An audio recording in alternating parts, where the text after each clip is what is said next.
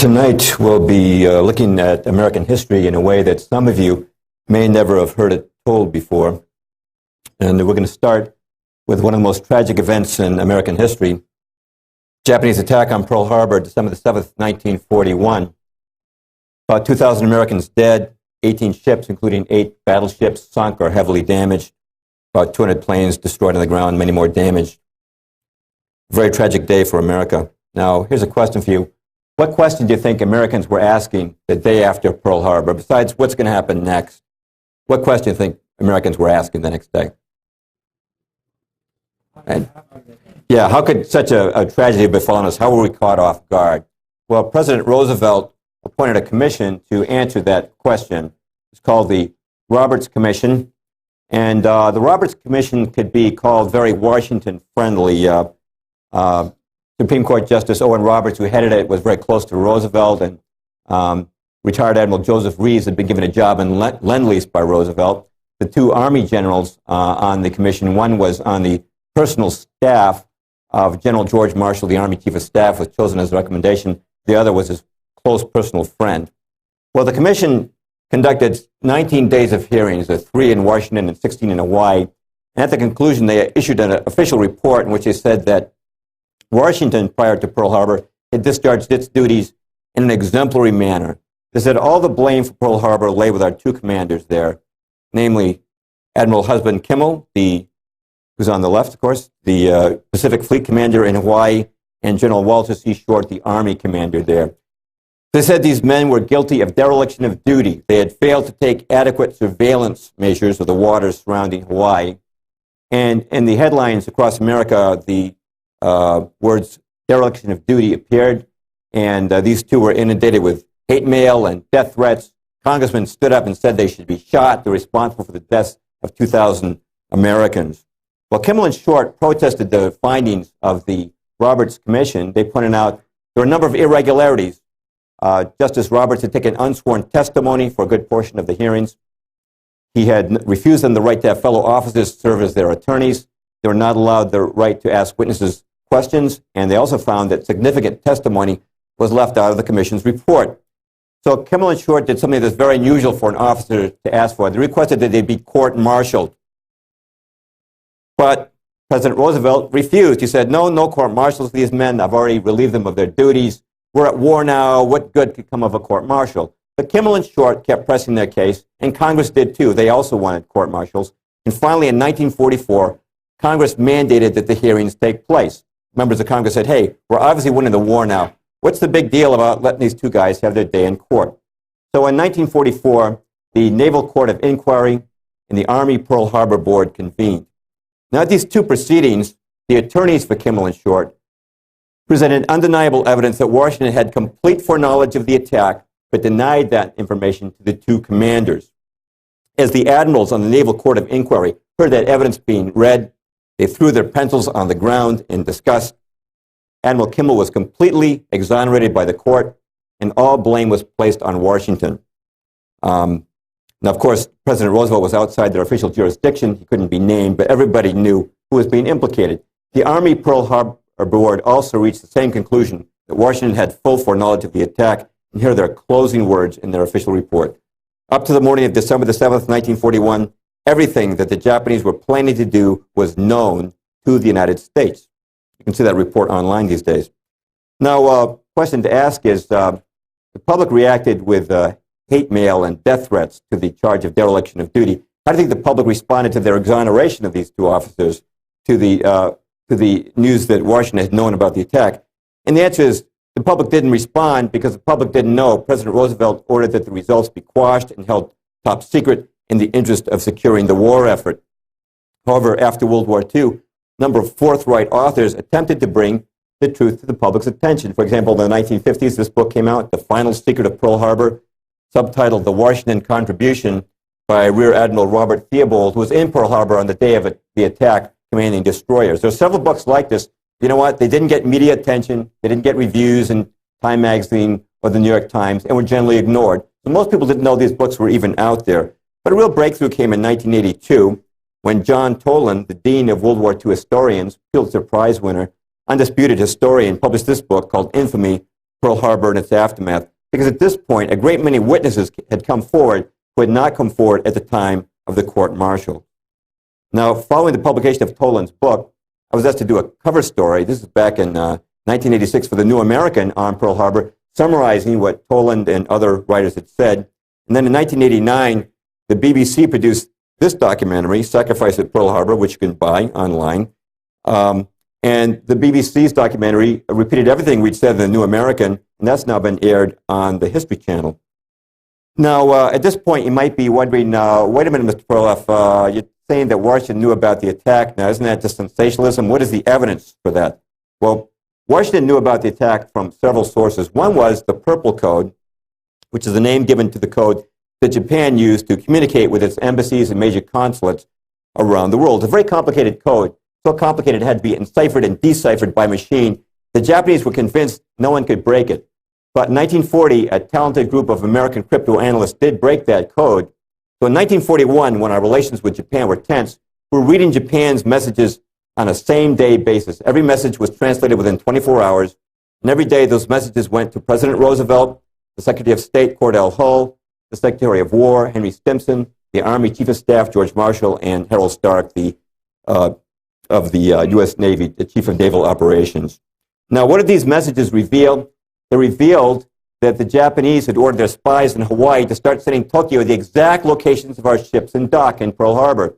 Now, there's nothing unusual about spies watching ship movements, but when they want to know the exact location of your ships in dock, the only implication is that your ships have been targeted.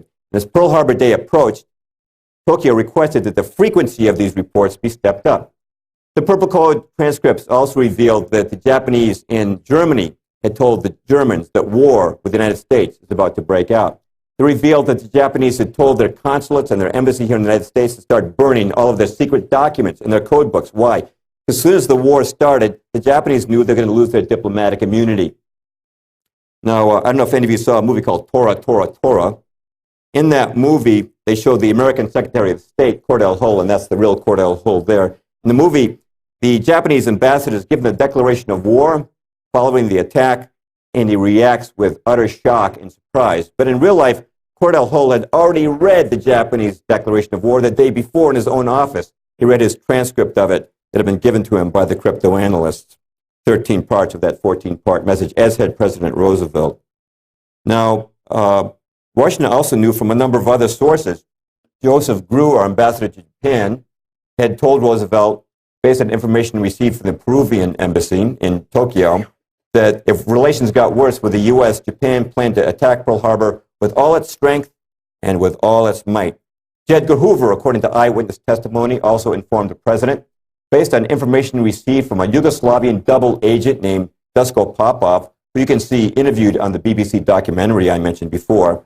Popov was working for both us and the Germans, but his true loyalty was to us. It seems the Japanese had gone to the Germans to ask their advice on how to approach the attack on Pearl Harbor. Popov got that information to Hoover, who gave it to FDR, the president. Brigadier General Elliot Thorpe was a U.S. military observer in Java, which was at that time under the control of the Dutch. Now, the Dutch had also broken Japan's diplomatic codes, had learned of the Pearl Harbor attack, and warned General Thorpe. General Thorpe thought this was so serious, he sent a total of 4 warnings to Washington until finally General Marshall's office told him, send no further warnings concerning Pearl Harbor. And you can see General Thorpe interviewed on the BBC documentary, Sacrifice at Pearl Harbor. Colonel F.G.L. Weigerman was the Dutch military attaché in Washington. He has testified that he personally warned General Marshall of the attack.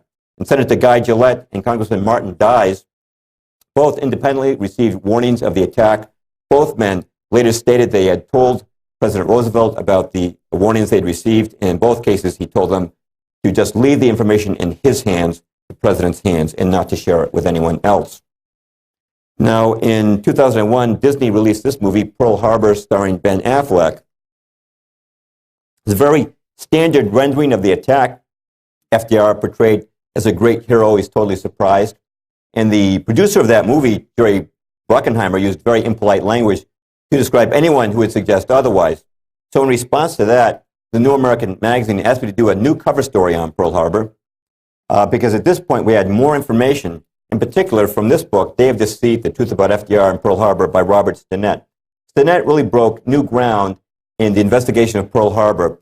Through the Freedom of Information Act, he was able to prove we'd not only broken the diplomatic code, we had also broken Japan's naval codes before Pearl Harbor. This is something no one had known before outside of official circles. We had always assumed that the Japanese maintained complete radio silence as they approached Pearl Harbor. They did not. They maintained discretion, but not silence. They broke silence on a number of occasions, and the most important message was certainly this one. Admiral Yamamoto, the Japanese First Air Fleet, November the 26th, 1941. The task force keep its movements strictly secret and maintaining close guard against submarines and aircraft shall advance into Hawaiian waters, and upon the very opening of hostilities shall attack the main force of the United States fleet and deal it a mortal blow. The first air raid is planned for the dawn of X Day, exact date to be given by later order. Now, no one can read that and not understand its implications.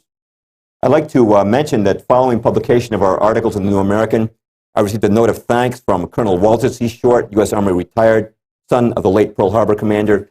We were also contacted by the attorney for the Kimmel family, who requested permission to use one of our New American articles in their own efforts to exonerate Admiral Kimmel. I'd also like to mention that by a resolution of the United States Congress, Kimmel and Short have been exonerated of any wrongdoing in the matter of Pearl Harbor. But how many people know that? How many people even know there's any controversy about Pearl Harbor? Because you know what? You don't read about this stuff in the New York Times. You don't read about it in public school history books.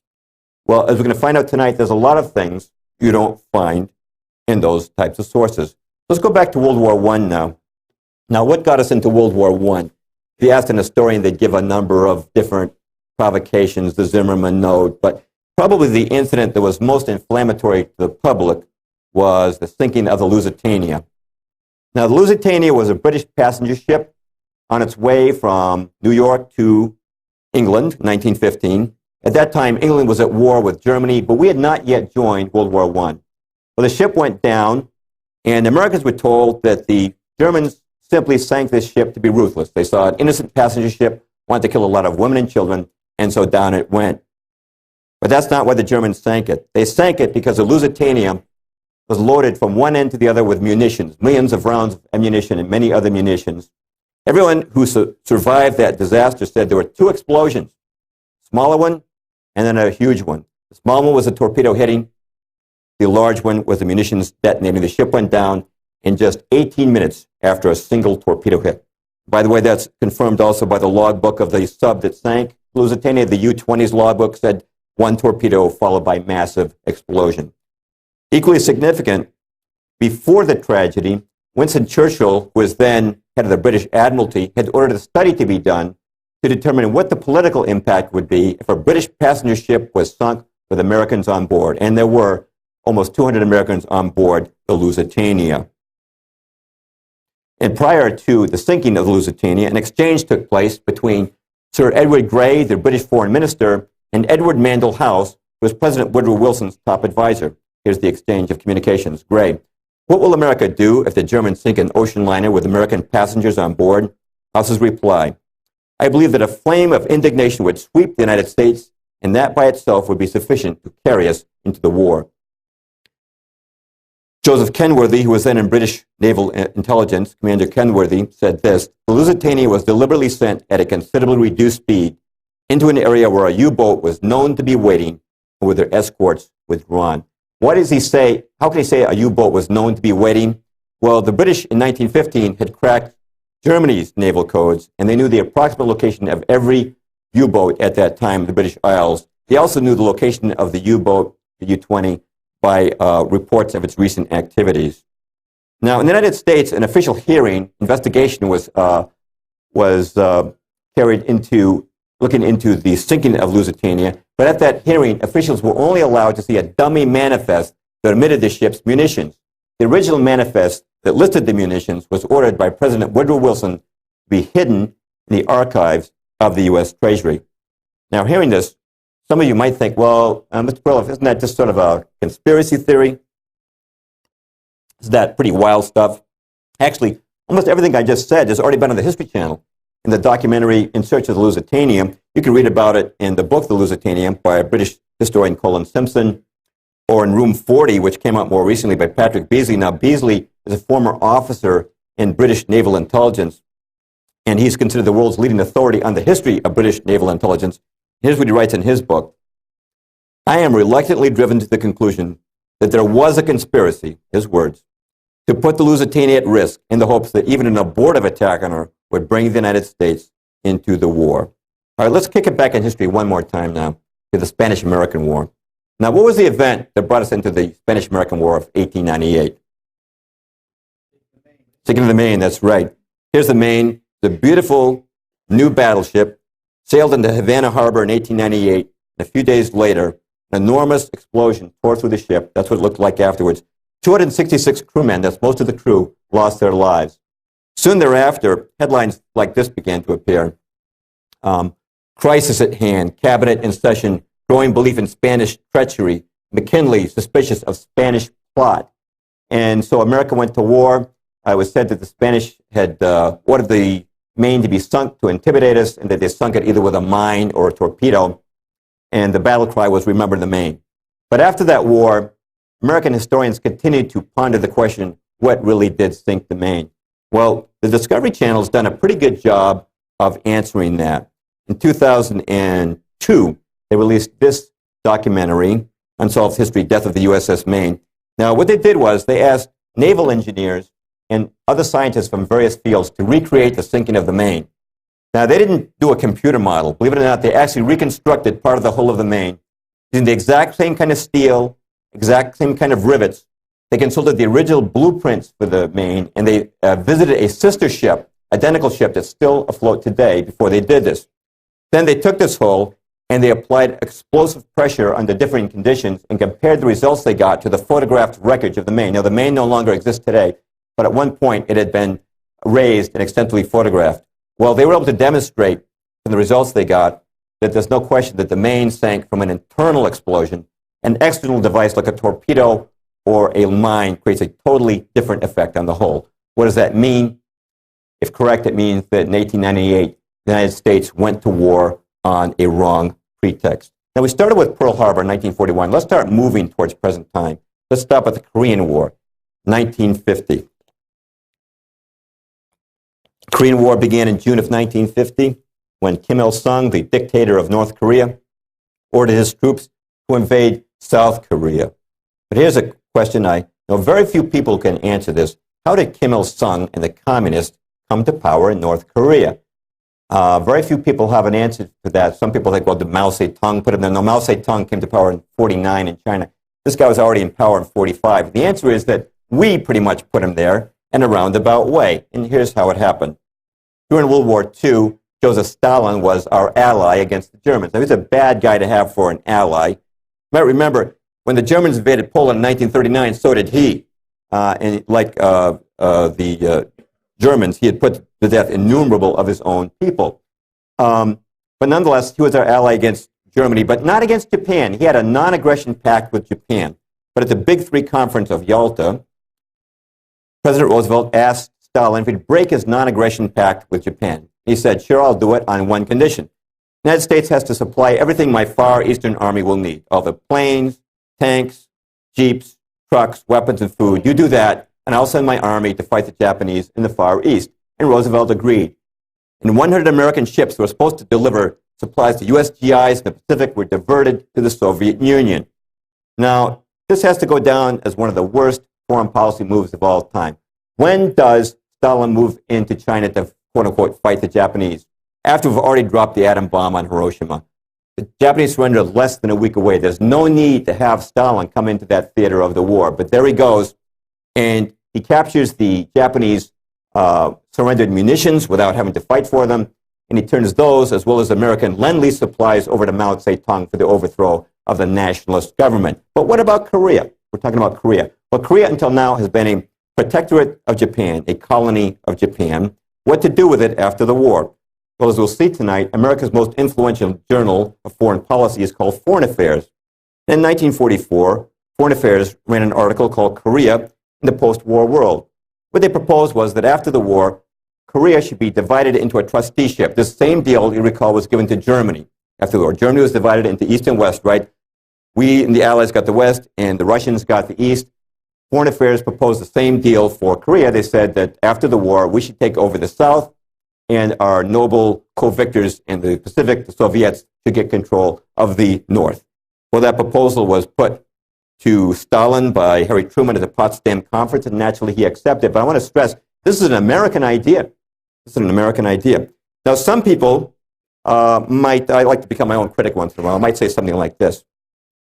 Now, Mr. Perloff, look, sir, you have to understand, the guys who make our foreign policy are just good Joes like you and me. But sometimes they make mistakes, like all good Joes. Mr. Perloff, have you ever made a mistake? You have? Oh, what a surprise. So do the guys who make our foreign policy. Look, yeah, we'll score you a point on the fact that it wasn't a good idea to let Stalin take charge of North Korea, okay? But you don't have to get all paranoid about it, you know? Look, it's easy for you to pass judgment on this stuff 60 years after the fact, but those guys were working with the information they had at that time. The fact of the matter is, Mr. Perloff, there's no sinister conspiracy here, okay? The fact of the matter is that what happened in Korea can be very simply explained by the fact that accidents do happen. The guys made a boo-boo, that's all. All right, well, before we dismiss this as a boo-boo, I want to point out that this little boo-boo cost over 50,000 American soldiers their lives in the Korean War, and over 1.1 million Koreans. That's how many died in the Korean War. To say nothing of the untold suffering. I knew this was going to come up and hit me in the face.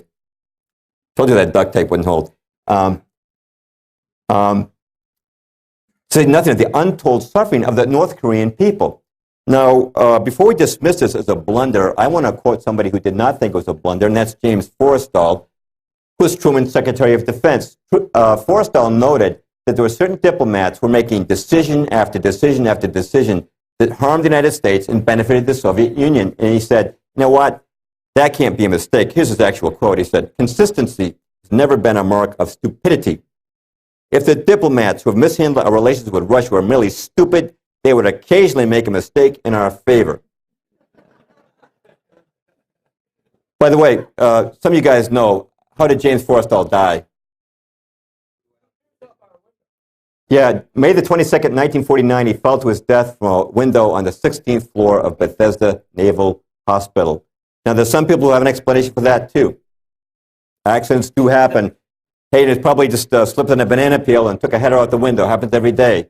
No, if you want to do an interesting study, go on the internet and start looking into the death of James Forrestal, which was no accident.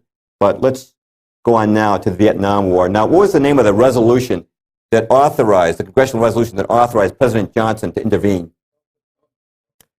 That's right, the Tonkin Gulf Resolution, 1964, which was supposed to be a response to an alleged attack on the U.S. Navy by North Vietnamese torpedo boats in the Gulf of Tonkin on August the 4th, 1964. Personally, if I'm in a torpedo boat, I don't think I'm going to try and attack the U.S. Navy.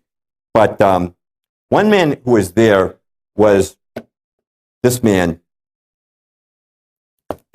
James Stockdale. Admiral Stockdale, recipient of the Congressional Medal of Honor, was a Navy pilot stationed in the Tonkin Gulf and flew to the scene at the time of the alleged attack. Eventually, he was shot down, and he spent several years in a communist concentration camp, returned to America, and eventually wrote his memoirs called In Love and War. I'm going to quote from his book, what he witnessed on the day of the alleged Tonkin Gulf attack.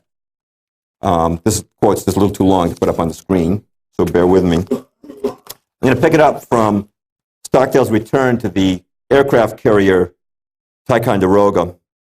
Wheeling into the ready room, I had hurriedly left 3 hours before. I came face to face with about 10 assorted ship's company, air group, and staff intelligence officers, all with sheepish grins on their faces. The mood of the group was informal and mirthful. Obviously, they had some big joke to tell me. What the hell's been going on out there? They laughingly asked. Damned if I know, I said. It's really a flap. The guy in the Maddox, that's one of the destroyers, air-controlled radio, was giving blow-by-blow accounts just like he did on Sunday. Turning left, turning right. Torpedoes to the right of us, torpedoes to the left of us. Boom, boom, boom. They got right down there, shot whatever they were shooting at. Came around toward the destroyers once, right on the deck, chasing some imaginary PT boat they said was running up behind them. Did you see any boats? Not a one. No boats, no boat wakes, no ricochets off boats, no boat gunfire, no torpedo wakes. Nothing but Black Sea and American firepower. For goodness sakes, I must be going crazy. How could all that commotion be built up out there without something being behind it? Now, the next morning, Stockdale was woken by a young officer. Who are you, I asked. I'm the junior officer of the deck, sir. The captain sent me down to wake you. We got a message from Washington telling us to prepare to launch strikes against the beach, sir. What's the idea of the strikes, I asked. Reprisal, sir. Reprisal for what? For last night's attack on the destroyers, sir. I flipped on my bed lamp, and the young officer left. I felt like I'd been doused with ice water. How do I get in touch with the president? He's going off half-cocked. The fact that a war was being conceived out here in the humid muck of the Tonkin Gulf didn't bother me so much. But for the long pole, it seemed to me important that the grounds for entering war be legitimate. After there was a bad portent that we seemed to be under the control of a mindless Washington bureaucracy, vain enough to pick their own legitimacies, regardless of evidence. Now, let's bring it up to, one more thing I want to mention about Tonkin Gulf. As some of you may know, the Tonkin Gulf Resolution was written before the Tonkin Gulf incident took place.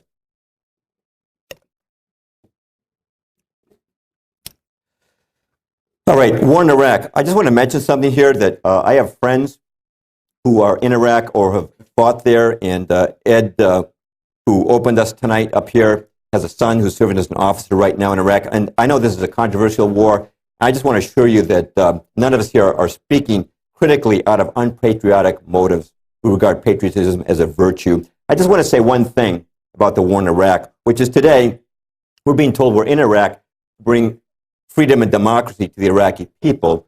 But that's not what we were told before the war began. We were told it was all about weapons of mass destruction. You recall that Colin Powell went before the UN and said he had absolute proof of these weapons of mass destruction. And here's what he said. He said, my colleagues, every statement I make today is backed up by sources, solid sources. These are not assertions. We are giving you our facts and conclusions based on solid intelligence.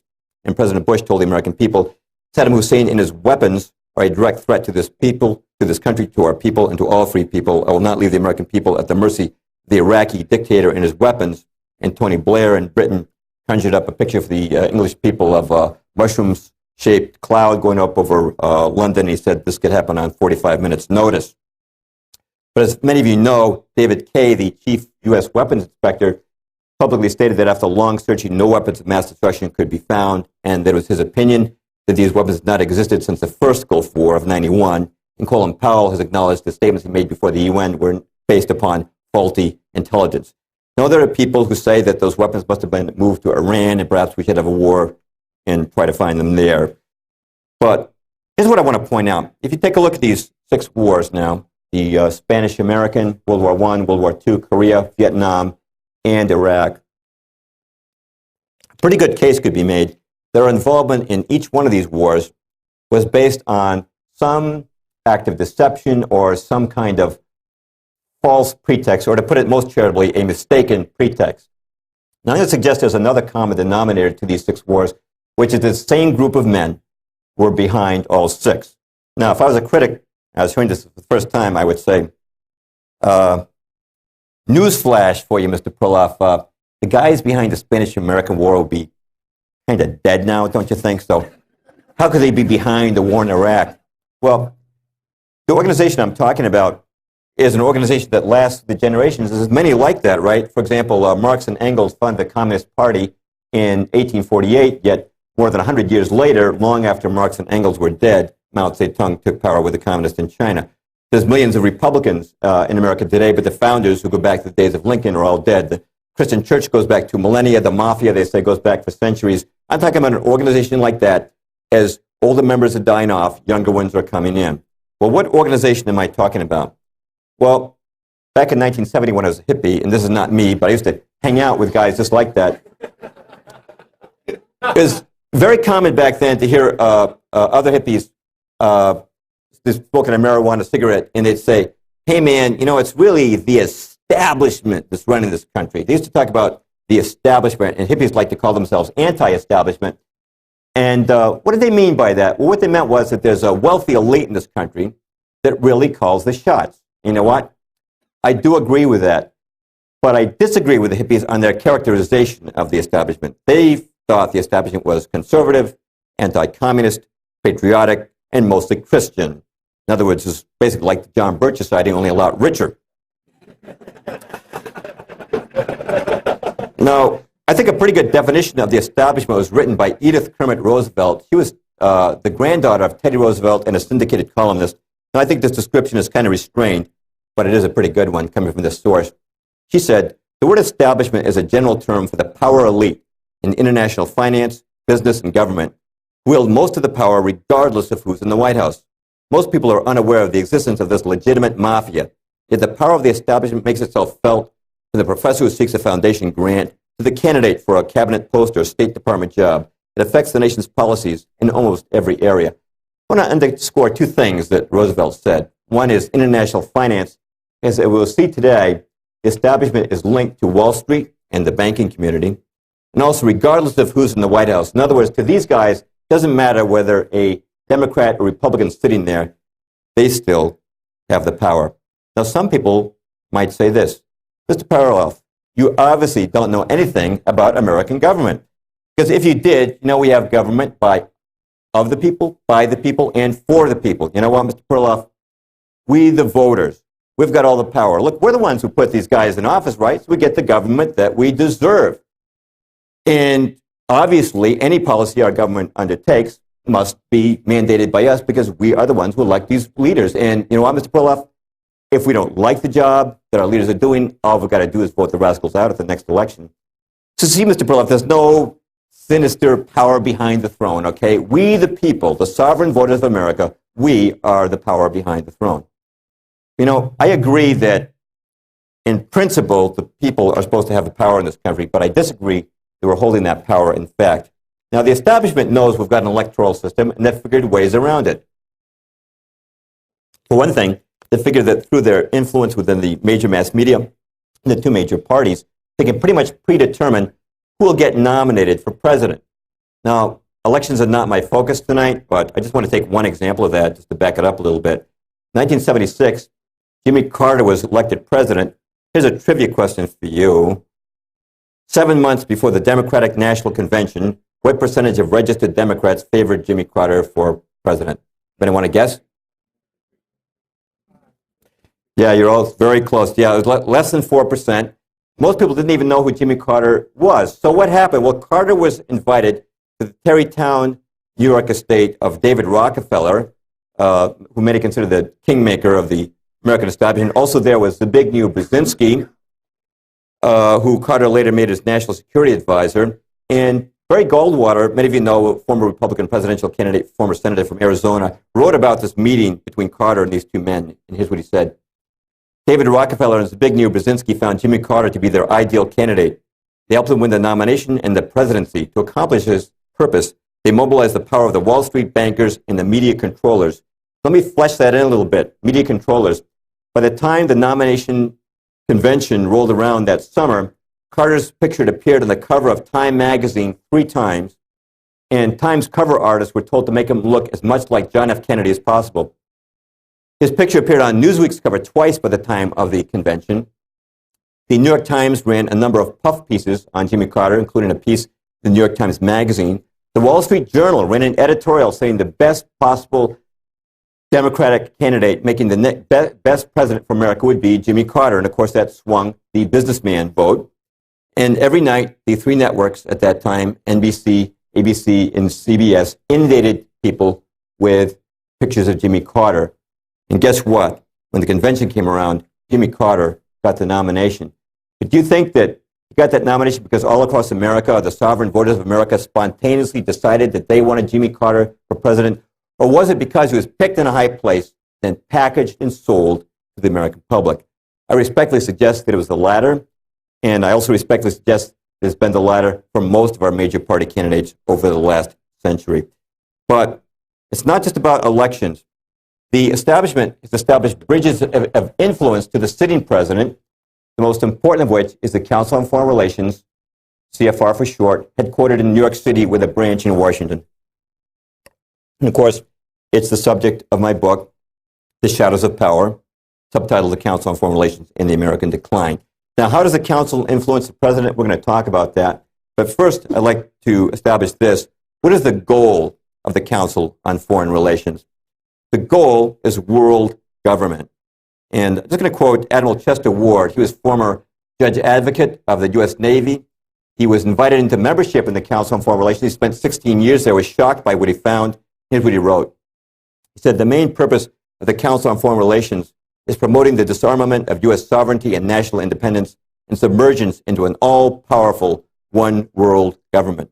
Well, from Boston, we have the Boston Herald up there. They even were bold enough to do an editorial against the Council on Foreign Relations, which they call them foreign policy fuzzy thinkers who worship world government. And in my book, The Shadows of Power, I have many quotes, both from the critics and from the Council itself, demonstrating that they advocate the establishment of a world government. By the way, what do we mean by that? What do we mean by world government? Well, today, Brazil is run by the Brazilian government, right? And the Japanese government runs Japan.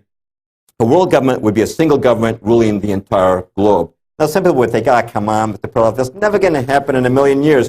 We know what's happening right now in Europe, the European Union. You know, at one time, countries like Spain and England were mighty empires. Now they're becoming little more than provinces in the European Union. Their legislatures each year increasingly serve just to ratify decisions made by the European Commission in Brussels. And as you know, they're consolidating their currencies into the euro. They're consolidating their militaries. They say they're going to have a European Pentagon. They have European Constitution. Europe right now is a model of global government on a regional scale. As we'll see tonight, the same thing is planned for North America. Now, the Journal of Foreign Policy for the Council of Foreign Relations is called Foreign Affairs. And I read every issue, well, I went through every issue before writing The Shadows of Power, going back to its original publication date of 1922, and I found many calls for world government. For example, in the first year of publication, 1922, we read this: obviously, there's going to be no peace or prosperity for mankind so long as it remains divided into 50 or 60 independent states. The real problem today is that of world government. Let me underscore something that was said here. I found that these guys constantly use the words peace and prosperity to describe what world government will bring us.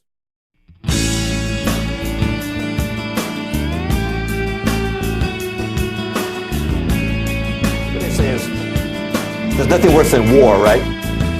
The only reason we have war is that we have different countries. These countries make war on each other. Now, if we just lived under a world government, we'd all live in peace, brotherhood, and happiness. Well, contradicting that is this man, Professor Rudolf Rummel, Professor Emeritus of Political Science at the University of Hawaii, did an interesting study on death in the 20th century. And what he found that in that century, 4 times more people died at the hands of their own government than died in war. So it seems that there is something worse than war, which is totalitarian government. The question you got to ask is, if we have a world government, who's going to run it? Now, globalists will say, well, international coalitions are great. Look at how they stopped Saddam Hussein. What happens if Saddam Hussein runs your world government? If you've got only one government on the earth, where are you going to run to hide? There's no government now you can run to protect you. The Founding Fathers of America knew that it's very dangerous to put all power in one place. That's why they didn't just give us a president and the executive branch, but they also gave us a legislative branch. And even with that, there's a check and a balance, right, between the House and the Senate, plus the judicial branch to keep an eye on the other two. And I know that there's been corruption in all those branches of government, but nonetheless, that system has served to protect us from being taken over by a dictatorship. And by the way, in the original view of the framers, the states were supposed to counterbalance the power of the federal government, an issue that was sort of settled by the war between the states. James Madison, our 4th president, said this: the accumulation of all power in the same hands may be pronounced the very definition of tyranny. You can be sure if you accumulate all power in the world government, it'd be the worst tyranny this planet has ever seen. All right, well, what about this Council on Foreign Relations? How did it get started? It traces its roots back to the Paris Peace Conference of 1919, which was settling the aftermath of World War I. And President Woodrow Wilson, who's on the right there, went to that conference, and always at his side was his top advisor, Edward Mandell House. Colonel House, not a real colonel, that was an honorary title given to him, was known as a front man for Wall Street and the banking community. He had an office right in the White House. It could accurately be said he was Wilson's controller. House's official biographer, Charles Seymour, called him the unseen guardian angel of the Federal Reserve Act. Now, I'm going to be talking to you folks for a little while about banking and financial institutions. And it might seem like I've pulled a switch on you. You may say, Mr. Perloff, you started talking about foreign policy and war, and now you're talking about banking. Why the switch? Well, as we're going to see, the financial establishment is inextricably tied to the foreign policy establishment. You can't understand one without understanding the other. So bear with me, and the relationship will soon become apparent. By the way, it's not surprising that a plan for world control would be tied to financial centers. What do we say buys the most influence in this world? Humanly speaking, we say money makes the world go round, right? And we want to know who's behind something. What do we say? We say follow the money. Well, that's what we're going to do now, is follow the money and see who's behind the Council on Foreign Relations. Speaking of money, I'm sure you've noticed we've got inflation in this country. I was looking at price levels in 1962 the other day. 1962, a postage stamp was 4 cents, a candy bar was a nickel, and the movie theater ticket was 50 cents. I went to Colby College freshman in 1969. The tuition was $2,600, now up to about $40,000. My father brought a brand new Toyota Corolla in 1969 for $2,400. The dollar has lost more than 95% of its value since 1913. And it looks like it's inevitable we're going to have inflation, We're told it's inevitable as death and taxes. It does look that way. Every year for the last 50 years, we've had inflation, not deflation. That's true. If you look at the Consumer Price Index, the CPI, every year we've had inflation, not deflation. So it looks inevitable, but it's not. By the way, how does the establishment try to explain inflation? They explain it kind of like this. It's the fault of the American worker. Some guy has a baby, and he goes to his boss. He says, "Boss, I just had a baby. Can I have a raise of $20 a week?" And his boss says, "Well, Joe, I'd like to give you a raise of $20 a week. The only way I can afford to do that is by raising our prices $20 a week. I'll have to pass that cost on to our customers." So the guys doing business with Joe's company say, "Well, you guys are raising your prices $20 a week. We'll have to do the same thing." So all across America, prices go up because greedy Joe had a baby and asked for a raise. And guys like him, right? Well, that's one of the explanations we give. Well, that's not the case. Inflation is not inevitable. I'm going to show you a very interesting graph. These are price levels in America going back to 1665. And I want you to notice that for the first 250 years of our history, we had no net inflation. It's only over the last century we've had this skyrocketing inflation. Now, some people might object and say, "Hey, Mr. Perloff, there's some blips in there." Yeah, what are those blips? Those blips are wars. The first one is the Revolutionary War. Second one is War of 1812. The third one is the Civil War. In wartime, our government, like many governments, has printed money to pay the cost of the war. You know what happens when you print money? You get inflation, right? But notice that after the wars, money returned to its normal value. Did you know that 1900 a dollar was worth exactly what it was worth in 1770, the days of George Washington? No net inflation for 130 years. But look at this war, World War I. All of a sudden, we inflate again, and it starts to go back down, and that's mostly the Great Depression when we had some deflation. And then it just takes off. Well, what happens? Something's obviously changed. There's no effect without a cause. What's the cause of that change in America? And the change was caused by the introduction of the Federal Reserve. Now, I know that Ben Bernanke has taken over at the Fed, but I still have Greenspan's picture up there. Is still, I think, a more familiar face to most Americans. Now, the Fed chairman has been called the economic czar of America. Why? Because he sets interest rates in this country. By doing that, he and the board, I should say, set the interest rates. By doing that, they also set the tenor of the stock market. If interest rates are really high, CDs start to look attractive, money starts flowing out of the stock market. Or conversely, if interest rates are low, money tends to move into the stock market, pushing stock prices higher. And, mutual fund managers are always listening when the Fed chairman speaks very nervously with their thumbs on the buy and sell buttons, hoping to get some hint of the direction that interest rates are going to take. Now, how did the Federal Reserve get started? Most people would say, I have no clue. Must have been some act of our government, right? Yes, it was the Federal Reserve Act, 1913. But who introduced the original legislation for the central bank?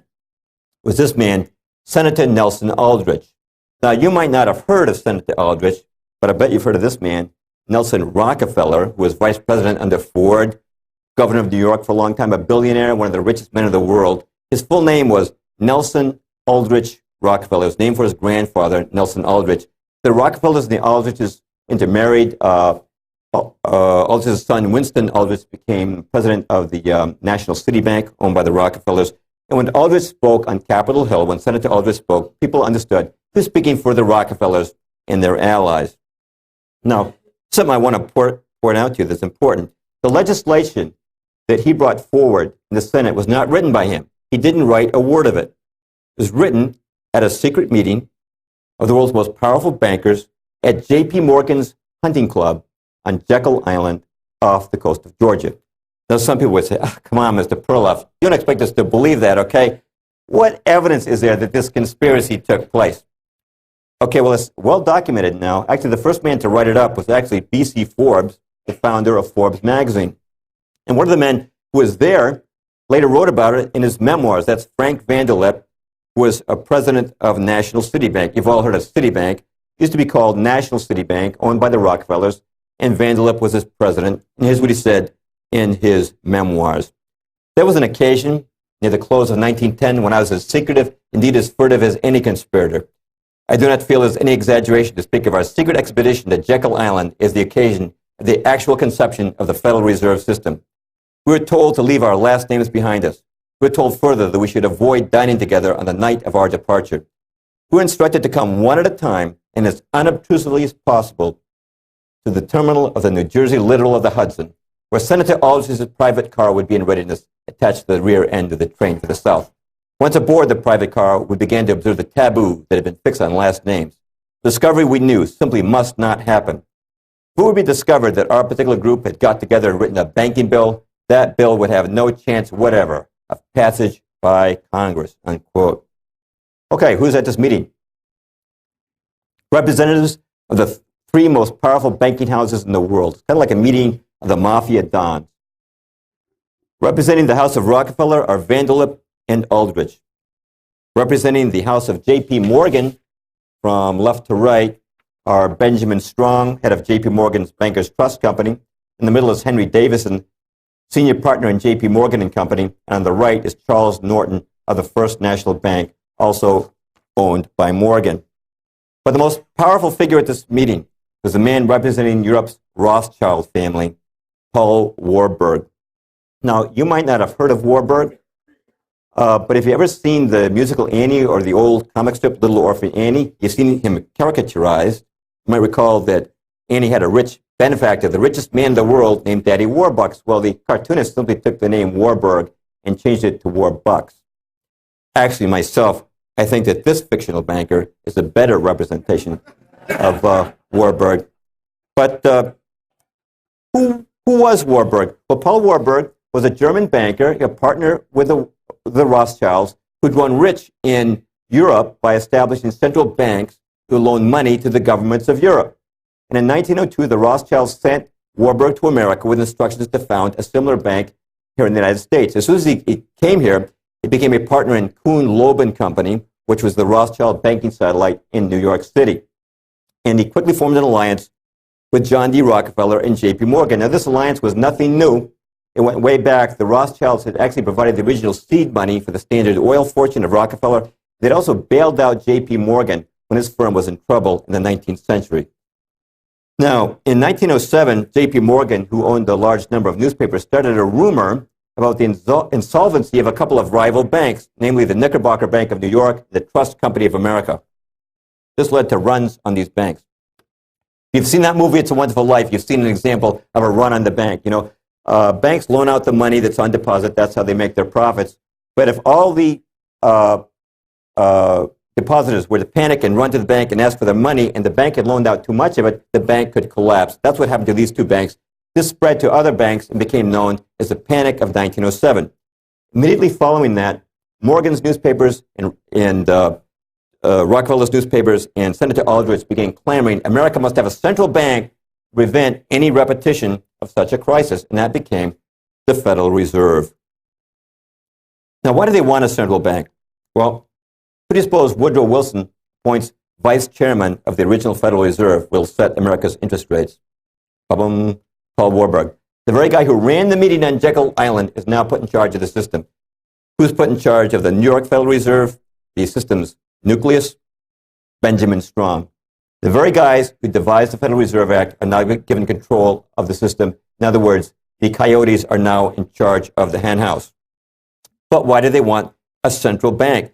Well, Paul Warburg at Kuhn Loeb was making an annual salary of $500,000 a year. That's a lot of money back then. That's equivalent to more than $10 million a year now. Paul Warburg gave up that position to accept a job on the Federal Reserve Board, a position that paid only $12,000 a year. Now, why did he do that? Some people might say, well, Jim, I'm sure that when Warburg came to this country, he must have gotten caught up in a frenzy of patriotism.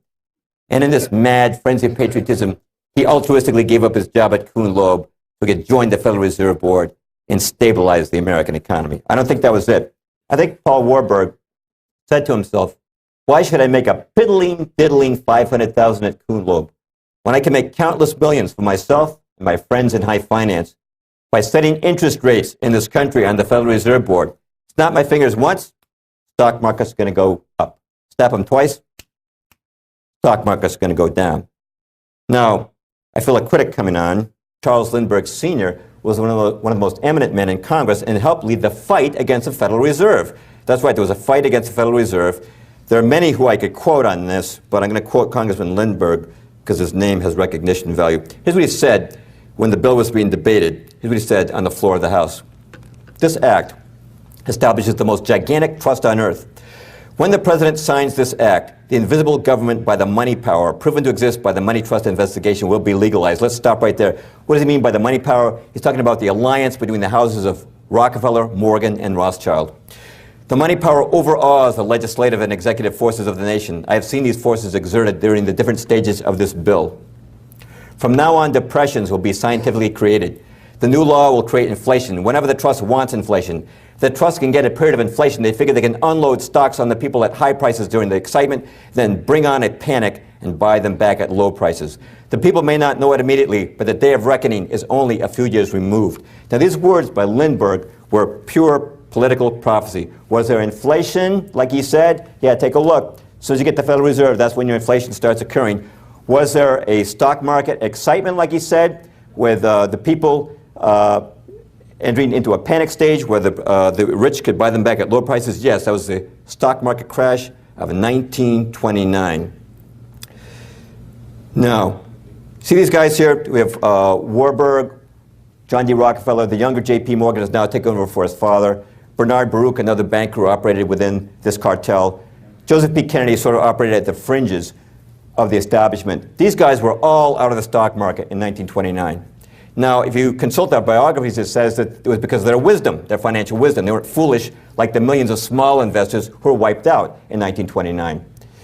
But I suggest there's another reason, which is control. If you knew in 1929 that the Federal Reserve was about to jack up interest rates, you could be out of the market. Louis McFadden, Congressman McFadden, was head of the chairman of the House Banking Committee. He said this of the stock market crash of 1929. It was not accidental. It was a carefully contrived occurrence. The international bankers sought to bring about a condition of despair here so they might emerge as rulers of us all. When the Federal Reserve Act was passed, the people of these United States did not perceive that a world banking system was being set up here, a superstate controlled by international bankers acting together for their own pleasure. A quote you didn't find in the New York Times. Curtis Dahl was Franklin D. Roosevelt's son-in-law. He was a broker for Lehman Brothers. He was on the floor of the New York Stock Exchange on Black Friday in 1929. He said this of the crash. It was the calculated shearing of the public by the world money powers. But the Fed was not just about controlling the stock market. Motive number two was creation of money from nothing. Now, there's a book that really details this well. I recommend it to you very strongly. It's called The Creature from Jekyll Island by G. Edward Griffin. Best book that's out there on the Fed. It's about sold out now, right, Ed? We do have, I think, one copy back there for sale. We'll be taking orders for more. This is a fabulous book. I consider it one of the 10 most important political books that you can read. Now, we have a very expensive government, as you know. In fact, over the last 5 years, the average federal deficit has been over $300 billion a year, which means that on a given day, our government spends about $1 billion more than it takes in. Now, how does our government take in money? Through taxes, right, collecting taxes, and also through sale of bonds. Actually, bonds are kind of a lousy way to fund the government because it's just money that the government borrows and has to repay later, plus interest. Nonetheless, if you take all the money from taxes and bonds, it still isn't enough to meet the federal budget. So how does the government get away with that? I mean, how can they keep paying defense contractors and Medicare recipients and welfare recipients when they're not taking in the money? Where do they get the money from? They get it from the Fed. I'm going to loosely borrow an illustration given by Mr. Griffin in his book. Let's say that the federal government is short $1 billion it needs to pay the salaries of the employees of the federal government. Here's what they do. Congress sends a representative of the Treasury over to the Fed building, which is on the right. And at the Fed, an officer literally writes out a check for $1 billion to the U.S. Treasury. Now, what we want to point out here is this is not based on any assets that the Fed holds. No assets are being withdrawn from the Fed. It's fiat money. It's money created from nothing. Now, if you or I did that, we wrote a check with nothing to back it up, we'd go to jail. But the Fed can do it. It's legal. They call it monetizing the debt. Now, some people would say, well, Mr. Perloff, that helps our government meet its obligations. How did that ever help the bankers? Well, for one thing, by creating money from nothing, they gave the U.S. government a license to spend money on wars and other policies that the establishment wanted them to undertake without limit. And of course, corporations like your modern Bechtel and Halliburton could now become the recipients of great government largesse when the government could create money from nothing. But it also benefited the bankers directly. These guys who sat at Jekyll Island were no stooges. They understood what they were doing. They knew this. What are the employees of the federal government going to do with that $1 billion in salary that's just been created from nothing? They're going to go deposit it in their banks. You've just created $1 billion in bank deposits for nothing. How does a banker make his money? By loaning out the money on deposit. The more that's on deposit, the more he can loan out and the richer he can get. By the way, that $1 billion actually becomes $10 billion because under the Federal Reserve's rules, a bank needs to have only $1 on deposit for every 10 that it loans out. What did that mean for the bankers? It meant big-time profits. What did it mean for us? It meant inflation. No inflation prior to the Fed. Now, this is a woman in Germany in the 1920s. She's using money in her stove as fuel. You probably heard the great German inflation of the 1920s.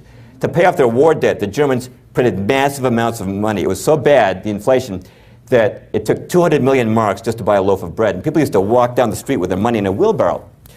Well, when the Fed creates money from nothing, it's doing the same thing. Now, that's not as bad as in Germany in the 1920s, but they're doing the same thing. And they don't even have to print the money nowadays. They just create it electronically. How can you fight a war in Iraq and not raise taxes? You inflate the currency. Now, I should mention that politicians love this system. You know why? They know if you raise taxes, that's a kiss of death at election time. But if you fund the government by simply creating more money, who do we blame? Do we blame the government or the Fed? No, we blame the grocery store. Why are you raising prices again? We blame the, college tuition is going up, we blame the college. We never look at the actual source, which is the government. But the bankers had a problem. Okay, we're creating billions of dollars from nothing, but to be profitable, those deposits have to be loaned to somebody. Now, who do you suppose they wanted to loan that money to? They're creating from nothing. Think they wanted to loan it to a guy like me? No. For one thing, I don't borrow that much. Also, my business might go belly up. They wanted to loan it to one particular individual. You know who it was? This man right here. That's right. They wanted to take the money they created from nothing by the Fed and loan it right back to Uncle Sam, which brings us to reason number 3 for the Fed. Interest on loans to the American government. The Fed was empowered to buy and sell bonds for the federal government and to have a voice in setting the rates on those bonds. And who was going to buy up those bonds? Naturally, they would. Of course, you and I can buy a bond too, but the bankers knew very well that they were going to buy most of them. But they still had a problem. How's the American government going to pay back all the interest on all this debt? Because in 1913, the American government had very few sources of revenue. Its biggest source of revenue at that time was tariffs. You know what they came up with? They came up with the income tax. Some people don't know there was no income tax in this country before 1913. In fact, in 1895, the Supreme Court ruled that an income tax was unconstitutional. The only way to get an income tax enacted was to pass an amendment, or try to pass an amendment, to the Constitution. Now, who introduced the income tax amendment? You only get one guess on this. What legislator? Nelson Aldrich, the same man, introduced the original legislation for our central bank. Now, why did the American people accept the income tax? Also originally it was only 1% of your income. And naturally, Senator Aldrich and all the other co-sponsors promised, don't worry, it'll never go above 1%. So Americans said, hey, I'm a patriotic Joe. If Uncle Sam needs 1% of my income and I always can keep the other 99%, no problem. But you know what happened? A few years later, Congress raised it a smidge and another smidge until after a few smidges, we're all paying 18, right, 28, 33% of our income in federal income tax, because the bankers understood this principle. If you want to boil a frog, you can't just drop him in boiling water. He'll jump out. If you want to boil a frog, put him in lukewarm water and gradually turn up to a boil, and he'll never even know he's been cooked. And that's what they did with the income tax. The intention all along was to raise it from the 1%. Now, some people would say this, Jim, That's foolish. The rich wouldn't want an income tax. The income tax soaks the rich. Well, it's true. If you know a guy who's making $100,000 or $200,000 a year, that guy probably pays a lot of tax, but not these guys. Now, in 1970, when I was 18, I worked for Kelly Labor in downtown Boston at minimum wage, $1.80 an hour. You know, I paid more income tax that year than the billionaire Nelson Rockefeller, who didn't pay 1 cent in income tax. How do we know that? Because when he became vice president under Ford, he had to reveal his income tax returns. Back in the 1930s, the Bacora hearings revealed that J.P. Morgan had not paid any income tax at all in 1931 and 1932. How do these guys get away with it? Well, the main way is they put their assets into tax-free foundations, which is a whole other subject we're not going into tonight. But those foundations serve to further the power and influence of the establishment, for example, by providing funds for colleges to force them to teach a certain agenda to their students. Now, look at these dates with me, 1913, 1914. Now, in 1913, the bankers have established the Federal Reserve, which enables them to make billions of dollars out of nothing, which they can loan to the federal government at interest rates they themselves will set. Also in 1913, they've established the income tax, by which they can extract repayment from the American people. Only one thing is missing. America needs a reason to borrow. Now, if only something would happen that would cause the American people to borrow money, if only something would happen to cause a lot of borrowing. What happened in 1914? 6 months after the Federal Reserve Act was passed, Archduke Ferdinand is assassinated. America later goes to war. And the result of that, our federal deficit, which was $1 billion, pretty manageable sum, $1 billion before the war, became $25 billion by the end of the war, and we've never looked back on debt since. Now, some people have another explanation for these dates, which is, hey, stuff happens. You know, it's all a coincidence. Now, as you heard in the introduction, I've written a couple of books on creation versus evolution. I give PowerPoints on that.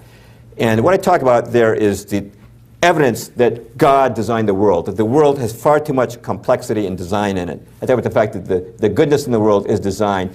And people sometimes ask me, what's the relationship between your two talks? Well, the relationship between that and tonight's talk is, I'm also saying that evil also occurs by design. Do I believe accidents happen? I sure do, but not in politics. Now, some people might say this, Mr. Perloff, you know, the Federal Reserve and income tax, right, those are underpinnings of our free enterprise system here. There is Americanism, mom, apple pie, baseball, and the American flag. Mr. Perloff, to criticize these things, you sound like a darn communist. Well, if you think that, you need to read the Communist Manifesto, because in that book, Karl Marx laid out 10 steps necessary to create a communist totalitarian state. Step 2 was a heavy progressive or graduated income tax. And step 5 was centralization of credit in the hands of the state by means of a national bank with state capital and an exclusive monopoly. So in 1913, we actually enacted 2 of Marx's precepts for the establishment of a communist state. This is not part of free enterprise. The Founding Fathers never intended for you to have an income tax. It was not in the Constitution. As far as the creation of money goes, the Constitution says Congress, or elected representatives, shall have the power to coin money and regulate the value thereof, not private bankers. Now, young people today are really struggling, you know. Money troubles, fights over money. And, you know, a young man today will say sometimes, well, you know, my great-grandfather came to this country in 1900. He had 10 kids, his own house. His wife never worked a job. How did he do it? You know, me and Mindy, we got 1 kid, 2 jobs, we can barely make the rent. Well, when great-grandpa came here, there was no income tax. Now, people today are spending about half their income, workers that is, on tax. It's true when you take your income tax, federal income tax, state income tax, Social Security tax, real estate tax, sales tax, excise tax, all the other taxes, you're spending about half your earnings on taxes. Now, does it make sense that if you lose half your money to taxes, you'll need 2 jobs now to make up the difference?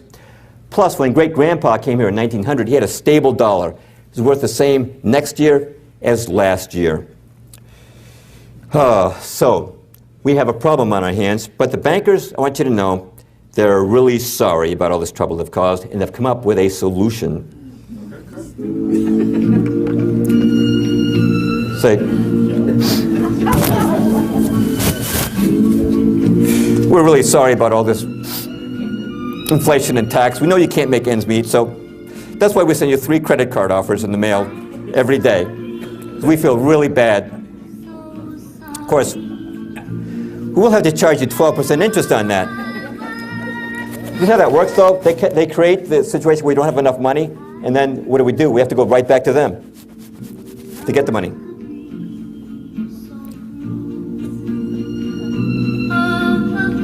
Good voice, that Greenspan. Well, when the Federal Reserve was being planned on Jekyll Island in 1910, the president at that time was William Howard Taft. And Taft was opposed to the Aldrich plan for a central bank. For that reason, the bankers decided to get rid of him. And the man they chose to replace him was Woodrow Wilson. Now, Wilson, prior to running, met with Bernard Baruch, who was part of the cartel, and he promised Baruch he would do 4 things if he was made president. He would lend an ear to advice on who should occupy his cabinet. He would support a central bank. He would support an income tax. And lend an ear to advice if a war broke out in Europe. Now, the problem was how to get this stiff-looking professor from Princeton elected over the very popular incumbent, William Howard Taft. The strategy they used was to split the Republican vote. J.P. Morgan and Company put money on the former Republican president, Teddy Roosevelt, who ran what was called the Bull Moose, the short-lived Bull Moose ticket. And Republicans split their votes between Taft and Roosevelt, and Wilson got elected with only 42% of the vote. Watch the career of Woodrow Wilson take off after the establishment gets behind him. In 1910, he's a political unknown, president of Princeton, no political experience. 1911, with the establishment behind him, he's elected governor of New Jersey. You have to give this guy a little political experience before we can run him for president. 1912, with the full power of the media, which in those days meant newspapers behind him, Wilson's elected president. In 1913, the Federal Reserve and income tax become reality, his first year in office. 1914, World War I begins. 1915, the Lusitania goes down. Wilson hides the manifest, if you remember that. 1916, Wilson is reelected on the campaign slogan, "He kept us out of war." But as soon as he's reelected, he moves to get a congressional declaration of war, which he achieves in 1917. In 1918, the Germans surrender, America's entry into the war having turned the balance of power against them. And in 1919, the Paris Peace Conference convenes to settle the aftermath of the war. Who does Wilson appoint to head the U.S. delegation to the Paris Peace Conference? Paul Warburg. According to Wilson, only Warburg is qualified to run the Fed or to represent America at the Paris Peace Conference. Who does Wilson appoint to be his economic advisor at the conference? Bernard Baruch, the same man he made those pledges to before running. And always at his side, Edward Mandell House, the banker's front man. Now, Wilson's chief proposal, of course, at the Paris Peace Conference, the one he's most famous for, was the League of Nations. Many people think he originated that concept. He did not. It originated with House, who we see here at the Paris Peace Conference, and the bankers. Ray Stannard Banker was Woodrow Wilson's official biographer. He said this: practically nothing, not a single idea in the covenant of the League was original with the president. Charles Seymour, who was House's official biographer, said, Wilson approved the House draft almost in its entirety, and his own rewriting of it was practically confined to phraseology. Now, what were the bankers after? They were after a world government. Now, some people might say, Mr. Perloff, you said at the outset these establishment guys wanted an all-powerful world government. I got news for you. The League of Nations was not all-powerful, man. It was very weak. That's right, because the bankers understood a principle. If you want to boil a frog, you got to put him in lukewarm water, and he'll never know he's been boiled. You start with a weak world government, because in 1919, there's no way the sovereign nations of the world would have put up with an all-powerful world government. But how did America react to the Versailles Treaty that created the League of Nations? Well, the Founding Fathers, in their wisdom, had said that no president can make a treaty on his own. It has to be ratified by the Senate. The Senate did not approve of Wilson's idea of the League of Nations, and they refused to ratify the Versailles Treaty, so he didn't enter the League. How do the bankers respond? They're still in Paris. They are ripped when they find out that America's not going to join the League. So they held a series of meetings hosted by Edward Mandell House, culminating with a dinner at the Majestic Hotel in Paris. And at this last dinner, they resolved to form a new organization in the United States that would so change the climate of opinion here that would enter the realm of world government. And that organization, the Council on Foreign Relations, incorporated in New York City 2 years later. Now then, if you look at the original membership roster of the council, you'll find something interesting. Almost every man on it was either a banker or an attorney for J.P. Morgan and Company. For example, the founding president was John W. Davis, who was Morgan's personal attorney. The founding vice president was Paul Cravath, attorney for J.P. Morgan and Company. The founding chairman was Russell Leffingwell, partner in J.P. Morgan and Company. Now, don't you think it's kind of odd that a foreign policy association should comprise solely bankers and lawyers working for J.P. Morgan? Well, they thought it looked a little funny, too. So they decided to add a few college professors to the ranks. But guess what? The professors all came from universities indebted to J.P. Morgan and Company for large endowments. They're all screened, and they're all men that they knew they could count upon to attend meetings of the council and return to their campuses and tell their students that if America were truly civilized, she would join the League of Nations. Now, eventually, the Rockefellers brought in their people, and David Rockefeller was the chairman for many, many years, is still the honorary chairman of the council. Now, how does the council influence American foreign policy? One way is through its books. It's many books on foreign policy, which are generally, you can count on them getting good reviews in the New York Times book review section. Also through its journal, Foreign Affairs. Now, most people never heard of Foreign Affairs, but you know what? Time magazine calls this the most influential journal in print. It's like the Bible of the State Department. It said that if you want to know what American foreign policy will be doing tomorrow, just read Foreign Affairs today. But the most important way, I'm sure, that the council influences American foreign policy is by directly supplying cabinet-level personnel for Washington. At the time I wrote The Shadows of Power, but that was 20 years ago, at that time, when Reagan was president, even at that time, 14 secretaries of state, 14 secretaries of the Treasury, and 11 defense secretaries have been recruited from the ranks of the council. You're not talking about a huge organization. In the days of Kennedy, only about 1,000 members. It is up to about 6,000 now. Bill Clinton picked 12 cabinet members from the council.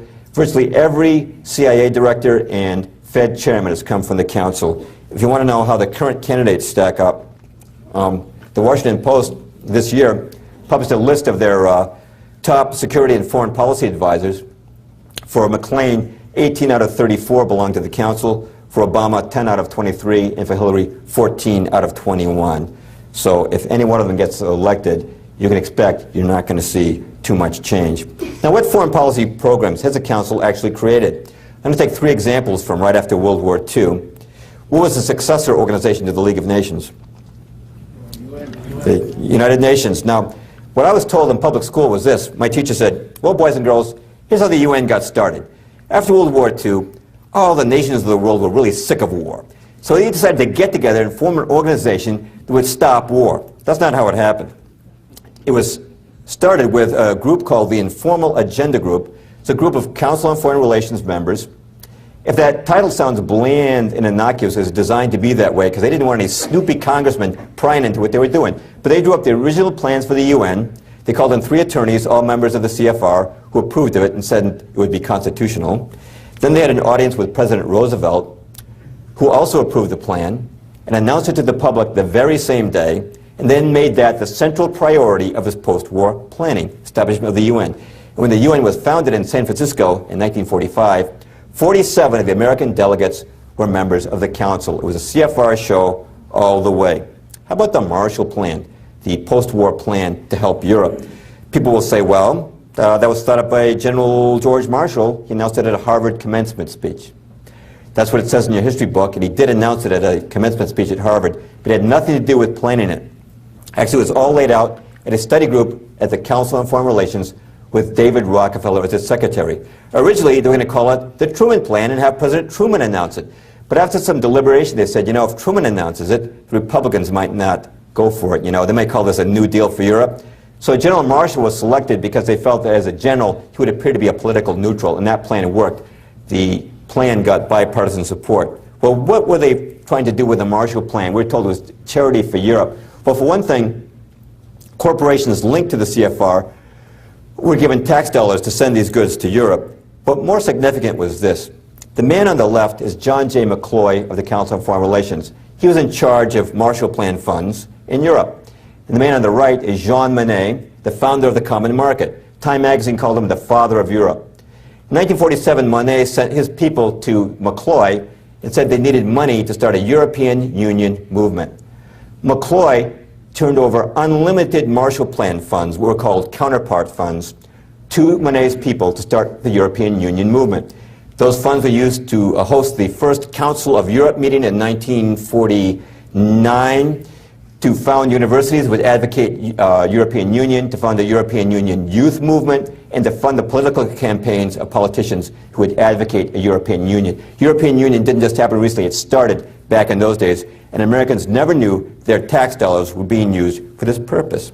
By the way, John J. McCloy, a true insider's insider, when he returned to the United States, he became chairman of the Chase Manhattan Bank, chairman of the Council on Foreign Relations. He was also one of the first presidents of the World Bank. Now, you've heard of the World Bank and International Monetary Fund. How did they get started? Your history books say they were started at the Bretton Woods Conference. Well, that's true. Officially, they were started at the Bretton Woods Conference, but all the groundwork was first laid by the Council on Foreign Relations at what they called their Economic and Finance Group. In other words, the Council on Foreign Relations is a factory of American foreign policy, but how many people even know it exists?